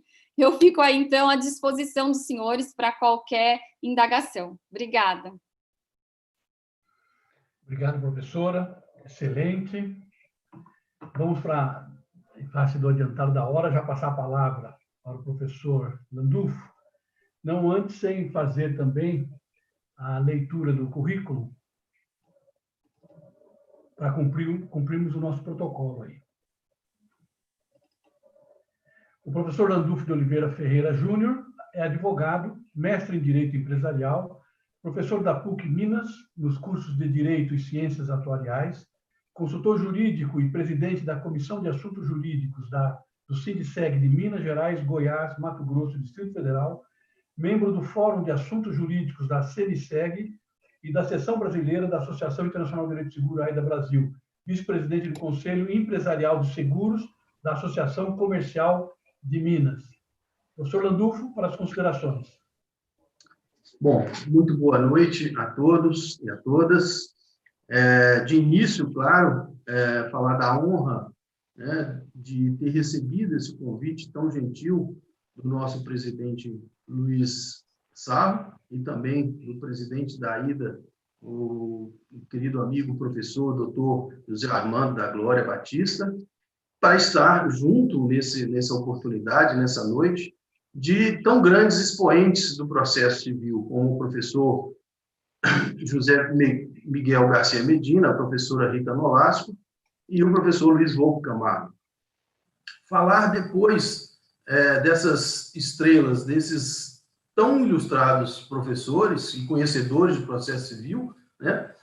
Na verdade, não é uma exposição, mas falar de algo que eu me preparei e que em cada ponto das exposições os professores iam tirando as dúvidas, eliminando qualquer possibilidade de trazer um ponto que fosse controverso, né?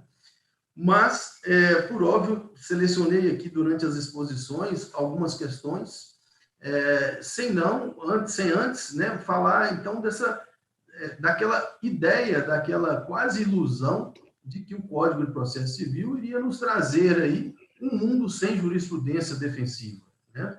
Era uma doce ilusão, professor Medina, porque, como você bem disse, né, tirou uma parte, rapidamente houve um obstáculo novo colocado. E as questões, né, postas na sua exposição foram realmente muito esclarecedoras, né, do tanto que a gente enfrenta no dia a dia, especialmente com relação a juízo de admissibilidade. Esse é um gargalo, uma trava que nós, na advocacia, passamos grandes apuros, porque muitas das vezes o acórdão paradigma é exatamente, né, colocado com um cotejo analítico, exatamente está em conflito, né, com aquilo que foi decidido pelo tribunal. Mas vem quase que uma decisão por carimbo, né, dizendo inadmito o recurso, e vem súmula 5.7, né, por hipótese, sua grande maioria. Mas eu gostaria de, nesse sentido, né, pedir aí uma abordagem complementar, né, do professor Medina, no sentido aí de ver o que está disposto no artigo 1013, né, com relação à possibilidade ou à faculdade concedida aos tribunais, aos julgadores de segunda instância, de integrar a decisão, né, atendendo aquele princípio da causa madura. E, quanto à professora Rita, também tinha idealizado alguma coisa aqui no sentido desse concilium fraudes, e fica a estranheza, como ela já bem colocou, né, dessa parte do parágrafo 2º do 792, que fala de bens não sujeitos a registros, né? E, em seguida, no próprio parágrafo, fala de obter certidões de bens não sujeitos a registro, né? Existe uma incoerência aí, ao meu ver.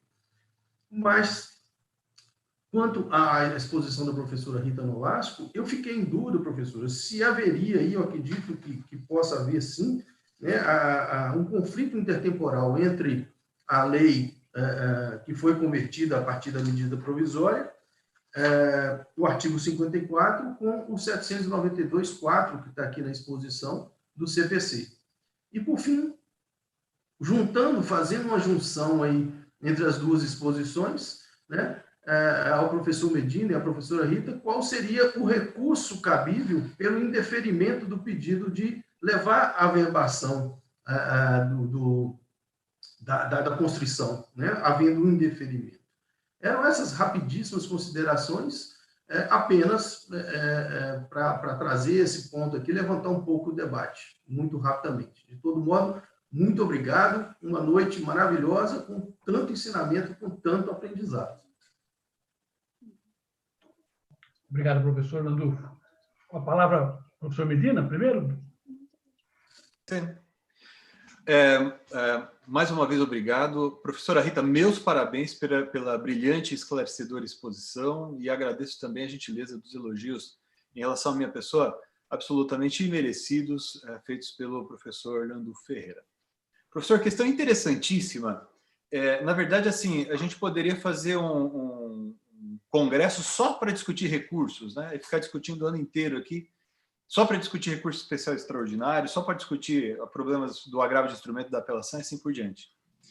Mas essa questão a que o professor se referiu tem a ver com uma das inovações mais interessantes do Código de Processo Civil de 2015 em relação ao Código Revogado.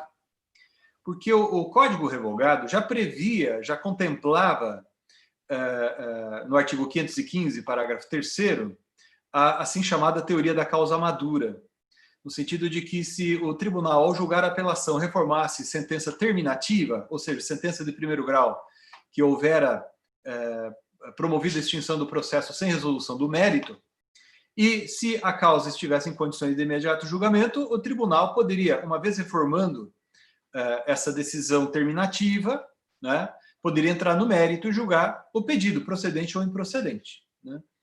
Esse ponto foi reproduzido no Código de Processo Civil de 2015, artigo 1013, parágrafo 3º, no seu inciso 1º, né, que reproduz praticamente ipsis literis o que está ali no artigo 515 do Código Revogado quanto ao ponto, do parágrafo 3º do artigo 515 do Código Revogado.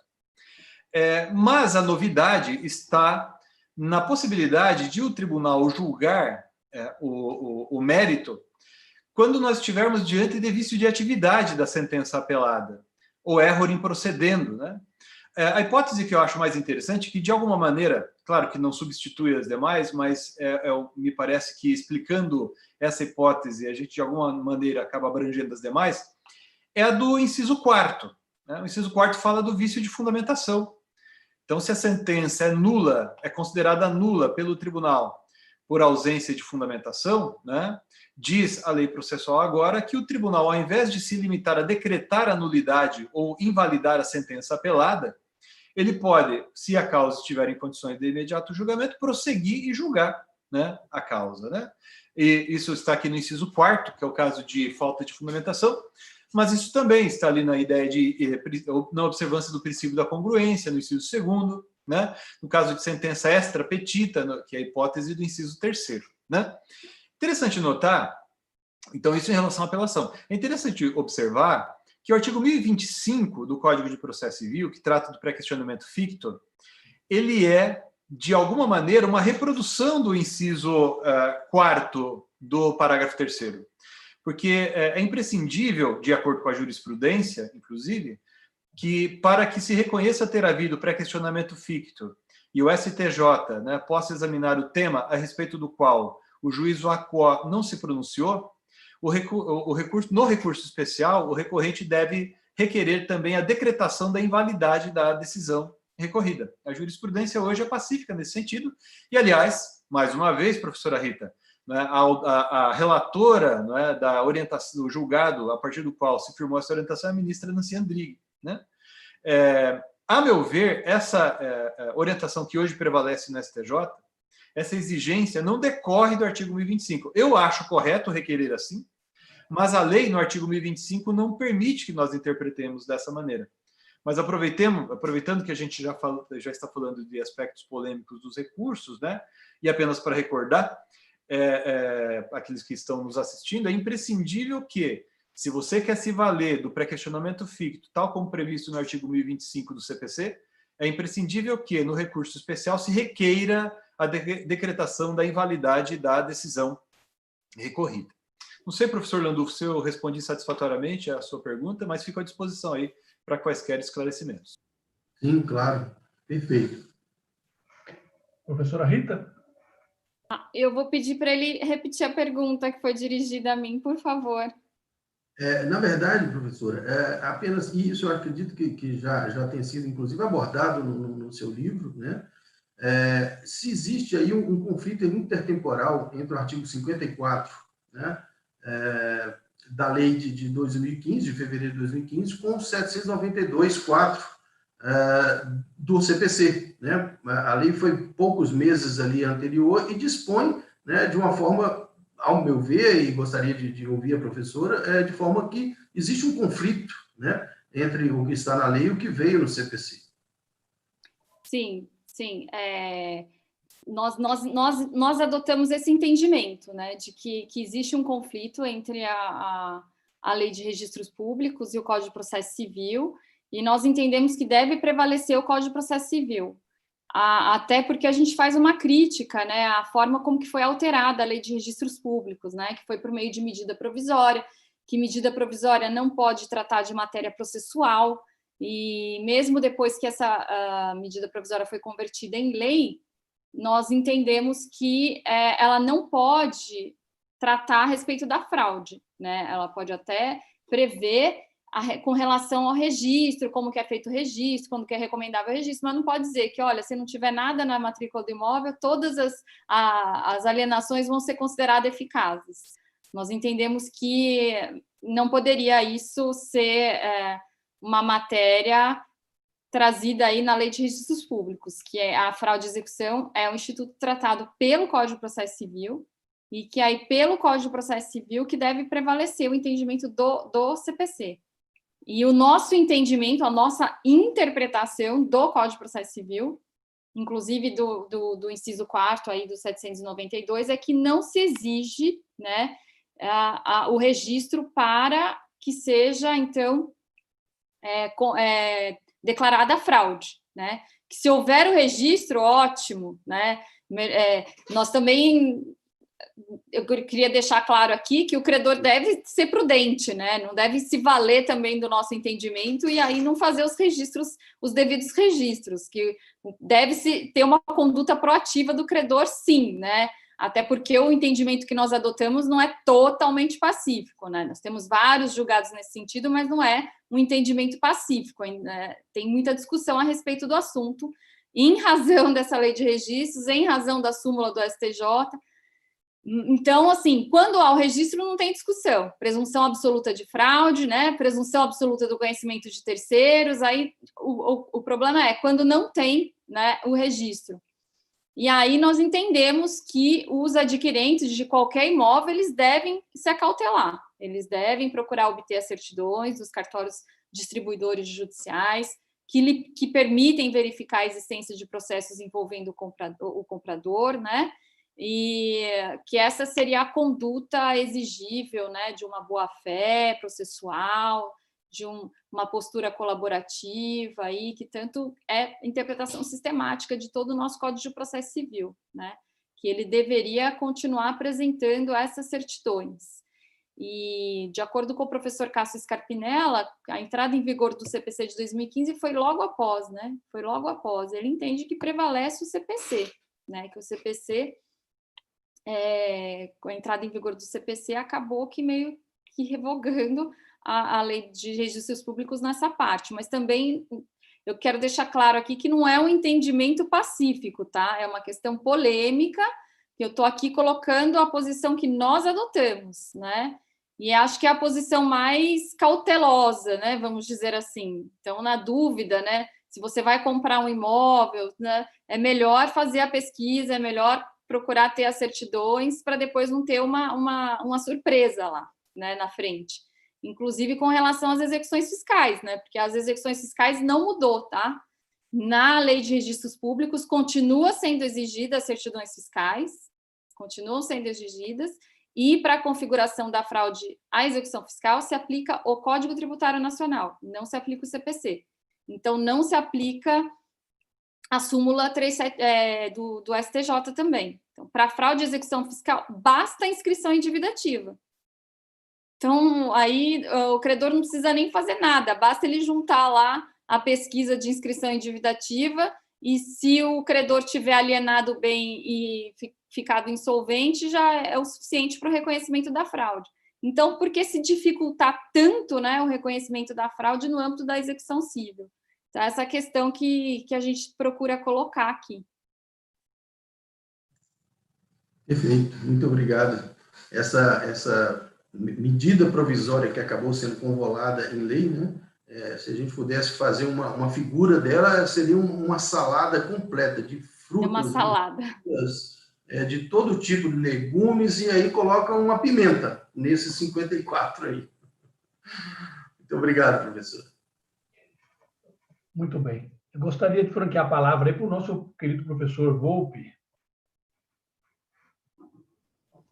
Muito boa noite a todos, boa noite, doutor Zé Armando, boa noite, Sarro, boa noite, doutor Lindalfo. Quero começar parabenizando meus queridos amigos Medina e Rita pelas brilhantes exposições, agradecer pela parceria, né, tanto no livro quanto aqui nessa exposição para divulgação do material, exposições realmente belíssimas, fruto da inteligência de vocês, da dedicação ao estudo ao processo civil. Obrigado e parabéns. Bom, quero fazer alguns comentários, né, sobre as exposições dos colegas, que são muito interessantes. Primeiro, quanto à exposição do Medina, veja, Medina, essa lei que alterou o 1030, né, realmente foi prejudicial ao sistema, porque se imaginou no Código, ao criar o 1042 e o antigo 1030, que eliminava a admissibilidade no tribunal local, em eliminar um ponto de recorribilidade e, com isso, tornar o processo mais rápido, né? E existiam dados estatísticos à época que provavam que algo em torno de 90% das decisões de inadmissão junto ao tribunal local eram impugnadas pelo agravo de instrumento. E, chegando no Tribunal Superior, provido o agravo, teria de julgar depois o recurso especial. Então, na prática, esse filtro não estava cumprindo o papel de reduzir a carga de trabalho do Tribunal Superior. Então, o que o Código faria, se mantida a versão tal qual foi convertida na lei, que não entrou em vigência, né, seria direto os recursos especiais subirem e não a subida pela via do agravo interno, repito, quase 90%, pelo agravo do 1042, do 544 do Código Antigo, né, depois 1042 do Código Novo. Mas, enfim, não foi assim que prevaleceu, houve um receio do novo, né, o Código Novo foi, logo no seu início, e continua sendo, em boa medida, ainda pensado com a cabeça do Código Velho, nem se deixou o Código começar a funcionar para ver se aquilo que se pensou daria certo ou não, e ele já foi ali transformado. Bom, mas eu quero fazer um comentário sobre isso, Medina. Você não acha que o vice-presidente ele poderia funcionar aí como um agente, um ator, um partícipe de uma possível superação? E quero dizer o seguinte, imagina que tem um recurso especial em que está se debatendo a aplicação ou não de um repetitivo, e debatendo o tema da superação. Rigorosamente, se for seguir o 1030, ele deveria inadmitir. E o agravo interno também deveria ser inadmitido, afinal, não estamos diante de um cenário de distinção que autorizaria, então, o provimento do agravo interno para remessa ao Tribunal Superior.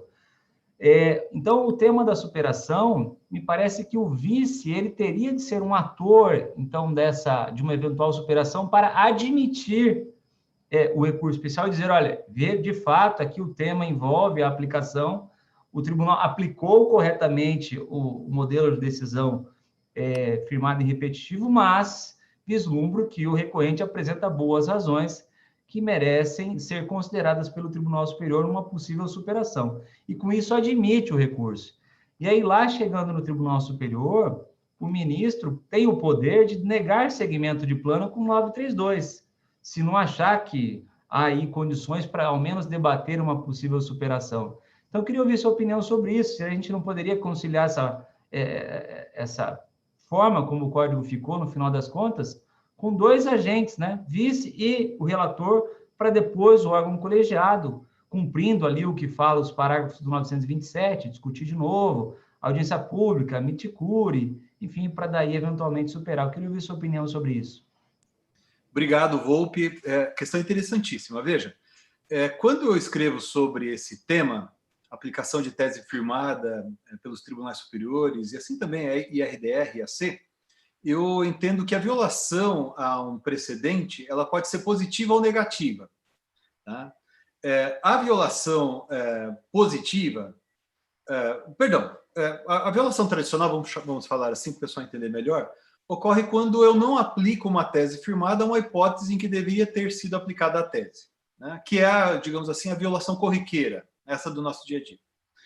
Agora, a violação também, quando a tese é aplicada a uma hipótese em que, por exemplo, em razão de uma inconsistência sistêmica, em razão de uma modificação no contexto social, aquela tese já não tem mais aplicação. Eu sei que muitos de nossos colegas entendem, né, e escrevem a respeito, inclusive, dizem que essa formulação só poderia ser feita pelo STJ. Eu, do meu ponto de vista, modesto ponto de vista, entendo que se o tribunal local aplica a tese firmada no repetitivo, por exemplo, a um contexto social que não existe mais, ou a um contexto sistêmico que não existe mais, ele está violando o precedente, né? Então, eu violo um precedente. Por exemplo, foi firmada uma tese no recurso especial repetitivo sobre contrato de locação no contexto de pandemia. É evidente que, uma vez superada a pandemia, e ainda que isso não esteja explícito na tese firmada, né, porque tem esse problema também, porque a tese é anunciada na ementa, por assim dizer, do julgado, ou seja, eu não descubro a ratio decidendi no modelo brasileiro de precedente, né? A ratio é informada pelo STJ, vamos dizer assim, né? E eu, o tribunal local, se eu aplico essa ratio decidendi a um contexto social, por exemplo, que não existe mais, eu estarei violando o precedente. Então, a meu ver, a superação começa, nesse exemplo, né, pela atuação do próprio tribunal local, que ele tem que deixar de aplicar a tese firmada, ou, se preferirem, o precedente, ou a ratio decidendi, se preferirem também, eu tenho que deixar de aplicar aquela ratio decidendi, ainda, né, que o Tribunal Superior não a tenha, por assim dizer, superado expressamente, mas eu já tenho que dizer, olha, aquele contexto não existe mais, né? Então, eu não aplico. E que a parte que recorra, então, né? Isso vale para, por exemplo, a Câmara Civil, a turma do tribunal, que está julgando uma apelação, e você está correto, concordo com você. A presidência ou vice-presidência do tribunal local também tem que fazer isso, né? Então, ele já vai ter que atuar no sentido de dizer aquilo que o tribunal, a Câmara ou turma, por exemplo, já deveria ter dito. É o meu ponto de vista, né?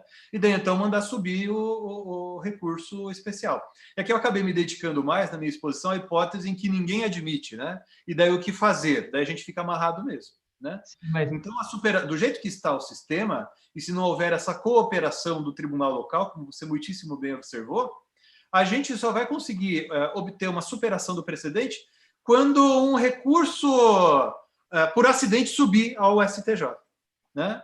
Quando um recurso por acidente subir ao STJ, ou, como você disse, a presidência ou vice-presidência do tribunal local perceber que aquele precedente já está superado, ou não se aplica aquele caso, pelo menos.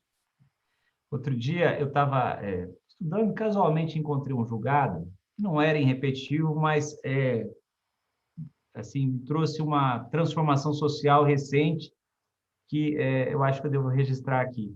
Há coisa de mais ou menos 1 ano e meio, o STJ julgou e anulou um processo criminal porque os depoimentos foram colhidos à época por videoconferência. Você imagina isso 1 ano e meio atrás? Se essa orientação ela é absolutamente incompatível com a realidade que estamos vivendo hoje, na linha exatamente do que você falou, só que é o inverso, né? Assim, um precedente foi formado antes da pandemia que não se aplica atualmente e certamente nunca mais se aplicará entre nós, né? Tudo vai ser feito daqui para frente, acredito, em alguma medida dessa forma que estamos fazendo aqui. Mas muito legal, valeu pelo seu esclarecimento. E queria falar com a Rita agora. Eu concordo 100% com você, Rita. A gente até estava se falando aqui por mensagem, né? Porque o dispositivo ao qual ela se referiu, que foi inserido lá no Senado, no artigo 749 da versão do Senado, ele chegou ao projeto pelas mãos do professor Cássio. O professor Cássio, uma das aulas de mestrado, um aluno fez essa sugestão a ele, e ele trouxe essa sugestão, e ela acabou entrando no projeto, foi acolhido pelos senadores, e depois foi retirado na Câmara, e foi retirado de uma forma muito consciente. As pessoas que influenciaram a retirada ou a transformação do, então, parágrafo único do 749, queriam mesmo que se mantivesse a orientação da súmula 375, né, do STJ. E isso aí, na verdade, é um cobertor pequeno. A gente tem Flamengo e Vasco aí nisso, né? Quem acha que o ônus da prova tem que ser do comprador, e eu me filio a essa corrente, tal como você expôs tão bem, não concorda de jeito nenhum com a súmula, né? E não concorda de maneira nenhuma com a restrição que o Código tentou fazer na sua versão final. Ali, os bens não sujeitos a registro, antes estava não havendo registro, que era justamente, como você bem colocou, para combinar com o inciso 4. Né? As outras hipóteses têm registro, quando não tem registro, senão qual é a utilidade do inciso 4? Então, eu queria que você me respondesse, se sobra, né, para tentar compatibilizar a súmula, qual seria a utilidade do inciso 4? Essa é a minha pergunta aí. Pois é, e aí, Volpe, eu vou te dizer que tem julgados que defendem justamente que não se pode exigir o registro, né? Que o registro não seria um requisito para o reconhecimento da fraude, né? Nunca foi. Então, assim, eles estão mudando, seria mudar o Instituto da Fraude e Execução, né? Seria acrescentar aí mais uma exigência, mais um requisito para que se comprove a fraude. E aí, quem defende, no nosso ponto de vista, diz justamente isso, que ficaria inócuo o inciso 4º, tá? Que ficaria inócuo o inciso 4º. Então, assim, se ao tempo da alienação, da oneração, né, daquele bem, já tramitava contra o devedor demanda capaz de reduzi-lo à insolvência, nós já temos aí uma presunção relativa de fraude. Nós já temos aí um indício de fraude, né? Então, se eu estou adquirindo um bem, né, e a pessoa que está me vendendo o bem tem diversas ações contra ela, lá capaz de reduzir ela à insolvência, e eu não fiz nenhuma pesquisa, eu não tive nenhuma cautela, será que eu não estava sabendo mesmo, né? Então, aí começam a surgir os indícios. Não que acho que não tem que ter nenhum indício de fraude, tem que ter indício de fraude, né? Tem que estar... o indício é esse, tem que lá estar tramitando contra o devedor ação capaz de reduzi-lo à insolvência. E eu, como credor, eu vou dizer, olha, existiam várias demandas, o valor das demandas eram esse, né? Ele dilapidou o patrimônio. Tem caso até que você consegue comprovar que quem comprou tinha conhecimento, mas é difícil, né? Porque se a venda é fraudulenta, eles vão tomar as cautelas necessárias aí também para, né, fazer a fraude. Então, assim, não vou, né? É um ou outro aí muito que não tem medo de nada, que pega e doa todos os bens para o filho. Então fica patente, né, a fraude. Mas muitos casos são utilizados laranjas, né? A gente sabe que existem fraudes muito estruturadas, fraudes muito complexas, né? E ainda tem o problema de quando o terceiro adquirente não é o que adquiriu diretamente do exequente, né? Tem vendas sucessivas. Então, assim, vai ficando cada vez mais difícil se comprovar a fraude. Né? Então, assim, prejudicou muito essa alteração aí no parágrafo... Segundo, né? No parágrafo 2º, 792, prejudicou muito, porque é como se também a gente estivesse avalizando, né? Olha, se não constar nada na matrícula, você não precisa se preocupar com nada.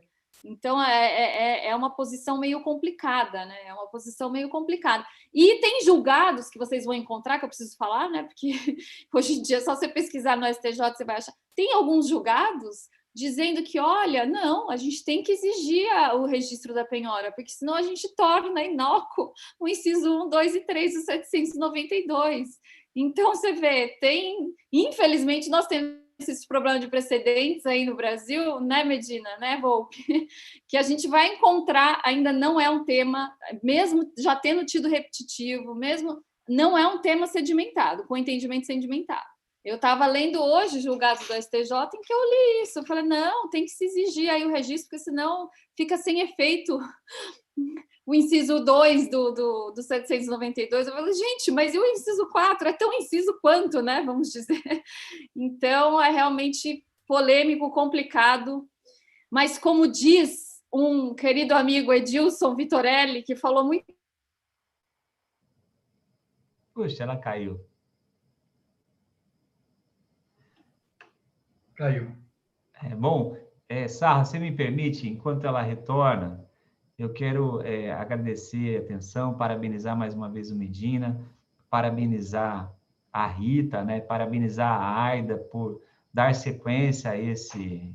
Doutor Zé Armando, parabéns, viu, por dar sequência a esse ciclo aí, periódico, né, se não semanal, mas periódico, e ao Sarro que nos comanda. E pedir licença para me retirar, que eu tenho um evento aqui na OAB de Mato Grosso do Sul agora, e na sequência tenho aula. Então, minha jornada vai até tarde hoje aqui, eu preciso me retirar agora. Mas parabéns de novo, obrigado, e um abraço a todos vocês. Tá bom? Obrigado, Volpi. E vamos já para as considerações finais, já vamos encerrando. Obrigado, Volpi. Fica à vontade para sair. Para as considerações finais, professor Medina. Voltar, acho. Eu acho que podia voltar para a Rita terminar o que ela estava. Vamos voltar para a Rita, é verdade, é verdade. Acredita que acabou minha bateria do celular, do computador aqui, pagou tudo. Eu não vi que estava ligado da tomada. Desculpa. Já comenta e já pode passar para as considerações finais também, tá ok? Tá, não, eu só estava comentando que hoje o professor Edilson, ele grava muitos vídeos no Instagram, eu estava vendo o vídeo dele, ele fala que hoje em dia muitos juristas, muitos advogados falam, eu entendo o quê, só para defender seu ponto de vista, né? Sem fundamentar juridicamente a posição. Então, nada impede que a gente tenha entendimentos divergentes, né, Volpi? Mas que a gente fundamente o entendo o quê, né? O entendo o quê que tem que ser bem fundamentado. Então, a gente defende aí o nosso posicionamento, dizendo eu entendo o quê, mas a gente procura fundamentar bem aí, bem juridicamente aí a nossa posição. Então é isso, agradecendo imensamente a participação, agradecendo pela oportunidade, agradecendo ao Dr. Lotufo e ao Dr. Volpi pelas perguntas, e dizer que foi uma grande honra participar desse evento aqui, Dr. Luiz Sarro, e agradecer também pela honra de estar aqui juntamente com o professor Medina. Obrigada. Obrigado, professora. Professor Medina, considerações finais? Muito obrigado a todos. Eu começo agradecendo a professora Rita. É, para mim, uma grande satisfação. Aprendi muito com a exposição dela. Conhecia já o seu ponto de vista. Agradecer também a todos que integram, né, esse órgão AIDA Brasil, na pessoa dos nossos queridos presidentes José Armando, Jean Paulo Sarro. Agradecer as perguntas do professor Landulfo. Também agradecer ao Volpi, que teve que sair, né? E agradecer a todos que estão aí nos acompanhando pela internet. Claro que não dá para a gente discutir as perguntas ou dúvidas de todo mundo, mas estamos todos por aí nas redes sociais, basta dar um Google no nome da gente que o pessoal já encontra como falar conosco. Muito obrigado, um abraço a todos. Obrigada. Obrigado, professor. Professor Landulfo, considerações finais?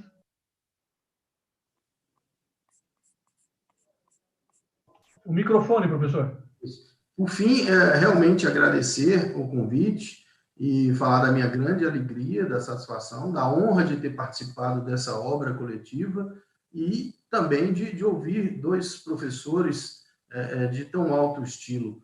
Aprendi muito e tirei bastante as dúvidas que eu tinha me despertado durante a pesquisa para esse evento, foram durante as duas exposições, todas esgotadas.